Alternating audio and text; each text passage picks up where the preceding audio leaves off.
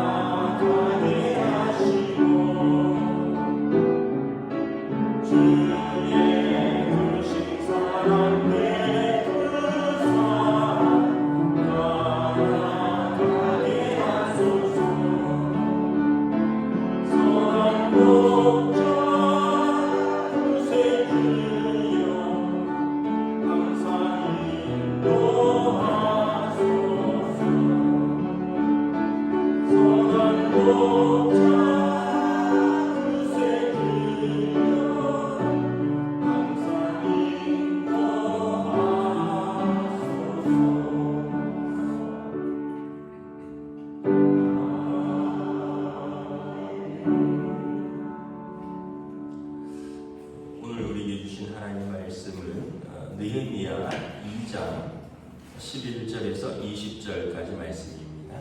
구약성경 느헤미야 2장 11절에서 20절까지 말씀입니다.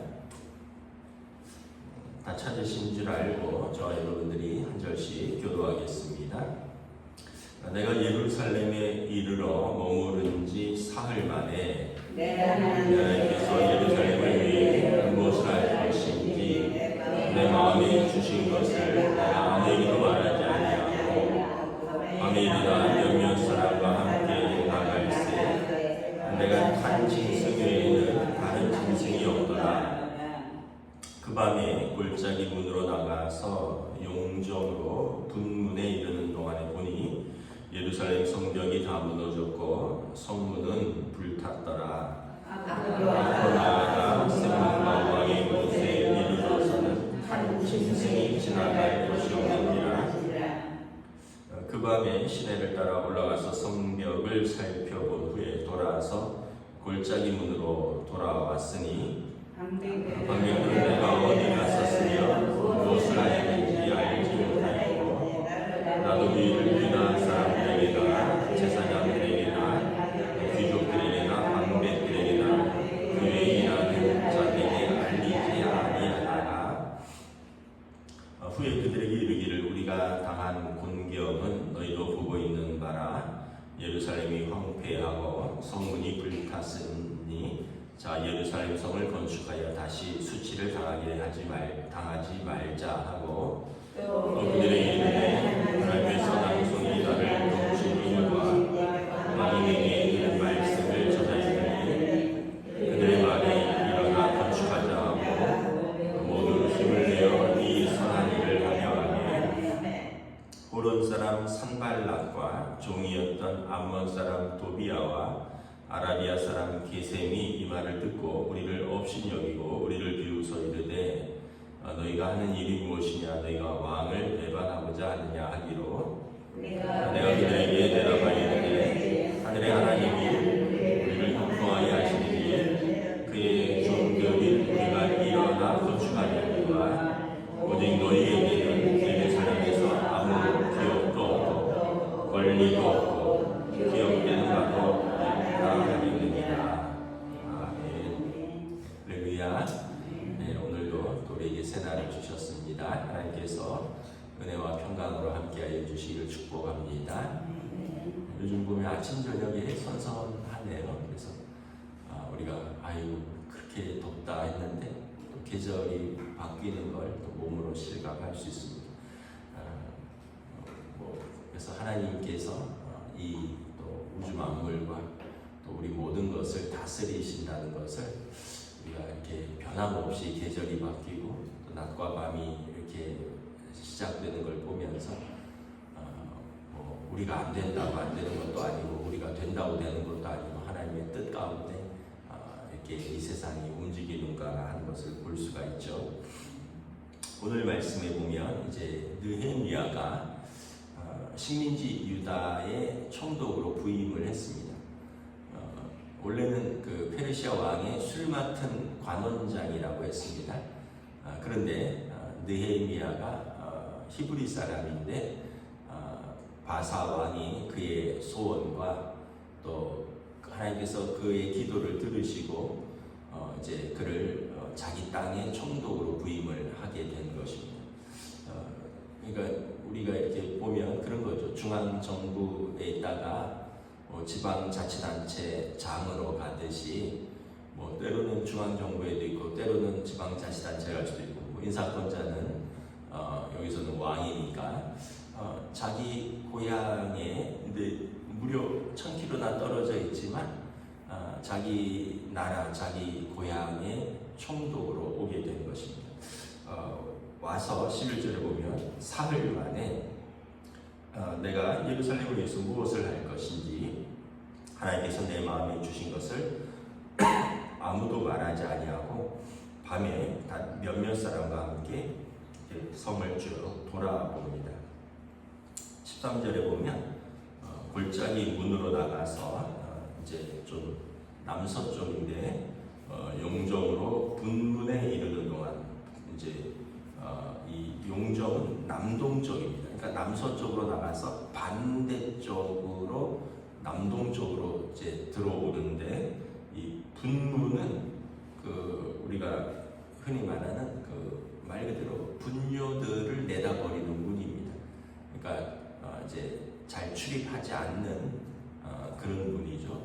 우리도 4대문에 보면 시구문이라고 북대문 쪽이 시체들이 나가는 성 밖으로 나가는 문이라 그러잖아요. 동대문, 서대문, 남대문 문이 여러 개가 있는데 시구문이라고. 그래서 그런 또 오물들이나 또 시체가 나가는 문이 따로 있고 사람이 출입하는 문이 따로 있고 그러니까 이제 성을 절반을 도는 거예요. 남동쪽으로 나가서 남서쪽으로.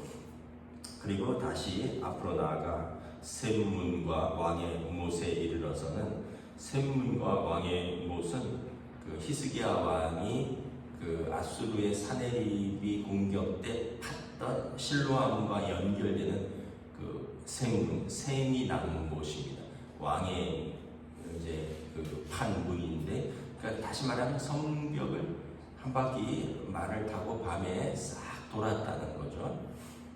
그 예루살렘 성은 이제 뭐 저도 가봤는데 우리 4대문보다 적지 않을까 이런 생각을 합니다. 우리도 4대문만으로 하면 그렇게 넓진 않잖아요.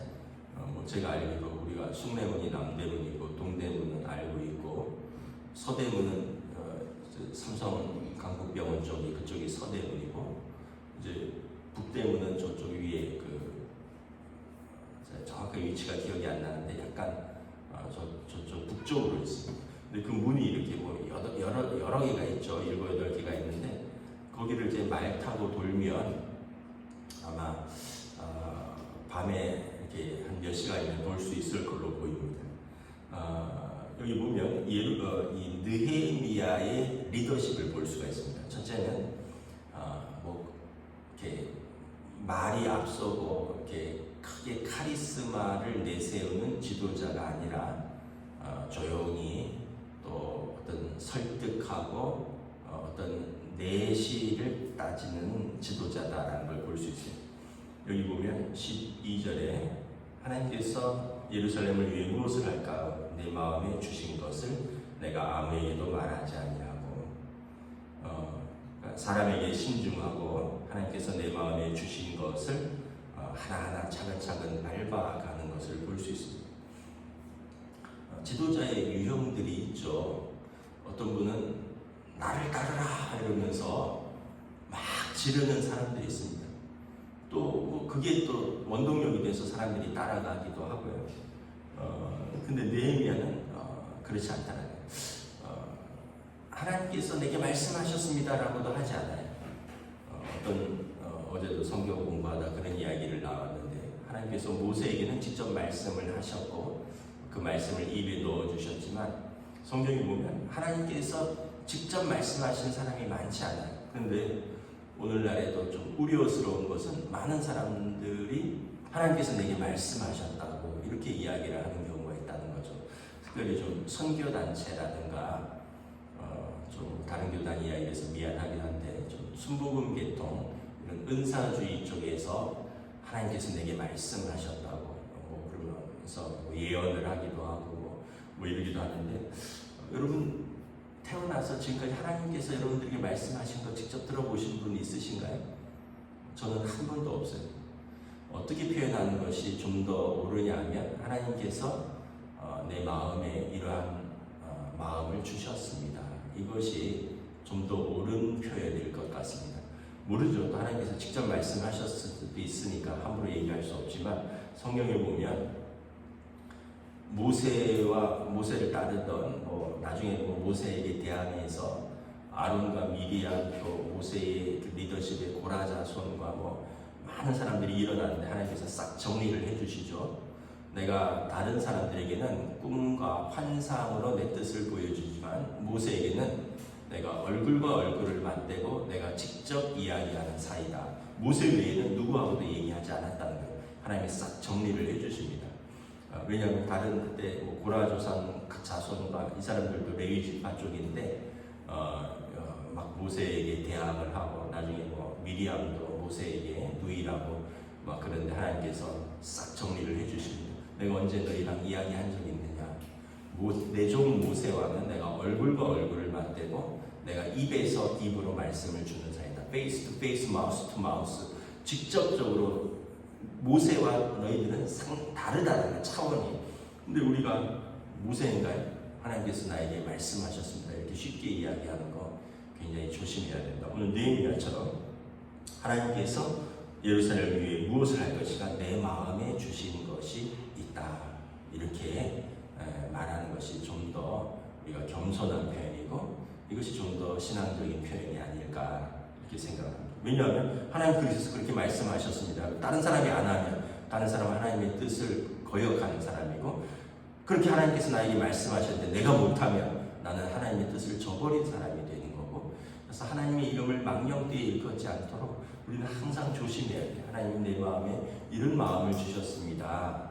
느헤미야가 이렇게 말하면서 그리고 이제 조용히 다 준비를 합니다. 한번 싹 돌아보는 거죠. 다 돌아보지도 않고 부하들한테 총독이니까 조사해봐라.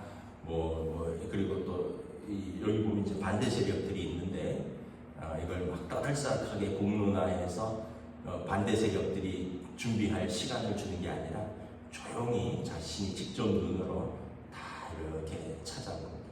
그러니까 느헤미야는 굉장히 신중한 사람이고 또 굉장히 겸손하고 또 어떤 조용한 설득의 리더십을 가지고 있다는 걸 볼 수 있어요.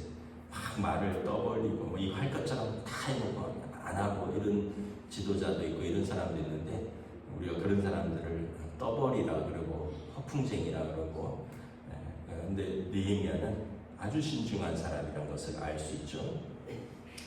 17절에 보면 이제 방백들, 귀족들을 다 불러 모은 후에 그들에게 말합니다. 우리가 당한 곤경은 너희도 보고 있는 바라. 예루살렘이 황폐하고 성문이 불탔으니 자 예루살렘 성을 건축하여 다시 수치를 당하지 말자.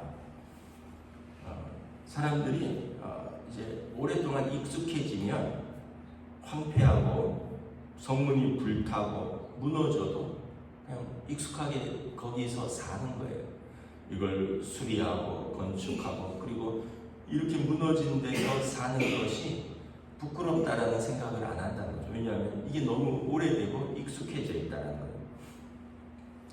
그 TV 뉴스 같은 데 보면 우크라이나 러시아 전쟁 그 해외 그 뉴스들을 보면 우크라이나 상황을 보면 다 무너져 있습니다. 뭐 아파트 폭격돼 있고 뭐 학교 불타고 있고 뭐 병원 무너져 있고 이제 전쟁이 벌써 지금 2년 넘었죠. 그러니까 그런 상황이 일반화된 겁니다. 근데 이제 예루살렘도 그 나라가 망하고 또 반대 세력들이 있고 그래서 황폐하고 성문이 불탔는데 아무도 이것을 보수하거나 건축할 생각이 없다는 거죠. 뭐 이유가 있겠죠. 뭐 비용도 많이 들 것이고 누가 내 말을 들을 것인가 하는 염려도 있을 것이고 뭐 내가 나설 일도 아니다라고 생각하는 거고 그런데 이제 느헤미야가 이것을 일깨워줍니다. 지도자는 다른 사람들이 못 보는 것을 보고 또 다른 사람들의 마음에 용기를 불러 넣어주는 거죠. 이것은 부끄러운 일이다. 우리가 이 부끄러운 가운데서 살아서야 되겠느냐. 여러분 그런 이론이 있어요. 깨진 창문 이론이라고 건물이 있는데 이 건물이 이제 창문이 하나 깨졌어요. 그러면 이제 아이들이나 지나가던 사람들이 이거 안 쓰는 건물인가 보다 하고 그 앞에 담배꽁초도 버리고 또 거기 안에 오물도 버리고 그래서 나중에 보면 그 깨진 창문 사이로 또는 그 앞에 오물이 가득합니다. 진짜 건물을 못 쓰게 돼요. 그런데 건물주가 아직은 세입자가 안 들어왔지만 창문이 깨지면 창문을 갈아주고 그 앞을 깨끗이 청소해 놓으면 사람들이 비어 있지만 여기는 쓰는 건물이구나 함부로 못 버리고 안 버리고 그렇다는 거예요. 그래서 그러면 이제 점점 그게 확대되는 거예요. 여러분 우리 집 앞이 아니니까 뭐 쓰레기 버리든지 뭐 알든지 놔둬요. 그러면 이게 어떻게 될까요? 옆집이지만 나중에 우리 집까지 옵니다. 골목에. 그런데 내가 내 앞을 쓸고 내 골목을 쓸면 다른 사람들도 거기에 또 영향을 받고, 거기 쓰레기가 있어서 버렸는데 쓰레기가 없으니까 버리는 게 이제 양심의 가책을 느껴서 안 버리게 되고 점점 이렇게 깨끗해지는 거예요. 이게 이제 깨진 창문 이론입니다. 망가졌는데 손으로 안 보면 점점 더 망가진다는 거예요. 이건 건물뿐만 아니라 우리 인생도 그런 거죠. 여러분 인생에 있어서 어떤 부분이 망가질 수도 있고 어떤 부분이 상할 수도 있습니다. 그런데 자포자기하고 그대로 내버려두면 점점 더 망가져요. 점점 더 버려져요. 그리고 다른 사람들이 점점 더 무시합니다. 이게 깨진 창문 이론이 인생에도 동일합니다. 그런데 어떤 부분에 실패할 수도 있고 어떤 부분에 망가질 수도 있지만 내가 이렇게 수치를 당할 수 없다. 다시 일으켜 세워야겠다. 그리고 이제 그 인생을 다시 내가 가꾸기 시작을 하는 거예요. 물론 하나님이 은혜 주셔야겠지만 내가 가꾸면 다른 사람들도 도와줍니다. 근데 내가 이렇게 이제 널브러져 있으면 다른 사람도 어떻게 할 수 없고 점점 더 같이 망가져가고 수치를 당하는 거죠. 제가 어떤 글을 읽었는데 사람들이 뭐 좀 일이 힘들고 마음이 상하는 일이 있고 이러면 집에서 이불을 덮고 누워있는 시간이 길어진대요. 그러면 그분이 하신 말씀에 강의에서 집에서 이불 덮고 누워있으면 엄마 잔소리에 눌려, 이불에 눌려, 내 기분에 눌려 계속 눌려있다. 이불을 떨쳐버리고 나가라는 거예요. 일단은 밖에 나가서 바람도 쐬고, 그러면 당장 나가 있으니까 엄마 잔소리도 안 들어, 일어나 있으니까 이불에도 안 눌려. 그리고 밖을 보면서 또 이렇게 여러 가지 생각들과 또 마음들이 갖게 된다. 그러니까 계속 너무 이렇게 눌려있지 말라는 얘기죠. 오늘 느헤미야가 이거를 깨우쳐 주는 거예요. 다른 사람들은 익숙해서 무너져 있고 불타 있고 그 가운데서 사는 것이 익숙해 있지만 왜 이렇게 사느냐? 이거 우리가 보수하면 된다. 이거 우리가 건축하면 된다. 우리가 식민지에서 우리가 수치를 이렇게 계속 당해야 되냐? 수치를 당하지 말자. 지도자는 또 이렇게 우리 남들이 못 보는 걸 보고 또 마음에 열정을 불러일으키는 사람인 거죠. 그러면서 18절에 하나님께서 나를 어떻게 선하게 도우셨는지 왕이 내게 이런 말씀을 전하였다. 그러니까 그가 왕 앞에서 어떻게 도움을 받았고 왕의 조서를 받았고 왕이 이 성벽과 성문을 재건하는 데 쓸 나무를 다 준다 했다. 이걸 하나님께서 하셨고 내가 이미 왕의 재간을 다 받아왔다. 우리만 이제 일어서면 된다. 그러니까 모두 일어나 힘을 내어 이 선한 일을 하려고 하는 것을 볼 수 있습니다. 근데 항상 반대 사람들이 있어요. 19절에 보면 보론 사람 산발락과 암몬 사람 도비아와 아라비아 사람 게셈. 이 사람들은 이방인이면서 또 동시에 그 땅에서 어떤 권력이나 이득을 취하고 있던 사람들입니다. 느헤미야가 와서 이제 자기들과 말고 어떤 개혁적인 정책을 폈는데 이 사람들이 생각에는 아마도 여기 보면 왕을 배반하고자 하느냐, 이 얘기는 너가 히브리 사람이니까 이제 와서 이 자치구로 또는 독립을 하려고 하느냐, 이런 일들이 왕 앞에서 위험하다. 그리고 그러면서 느헤미야를 압박하고 여기에 이제 동조하는 방백들과 신하들의 마음의 용기를 잃게 하는 거죠. 여러분 항상 우리가 보면 어떤 일을 하는 데는 찬성하는 사람도 있고 반대하는 사람도 있는데 이제 우리가 이렇게 판단을 해야 돼요. 정확한 판단력이 있어야 됩니다. 이것이 하나님의 일인가? 그렇다면 여러분 기꺼이 헌신하시는 겁니다. 기꺼이 내 몸을 던지고 내 시간을 던지고 내 물질을 쏟는 거예요. 하나님 기뻐하시지 않는 일이다 하면 여론이 그렇더라도 또 기꺼이 이것이 하나님이 기뻐하시지 않는 일이다 하면 빠지는 거예요. 왜냐하면 판단력은 우리는 기준은 하나님의 말씀에 두고요.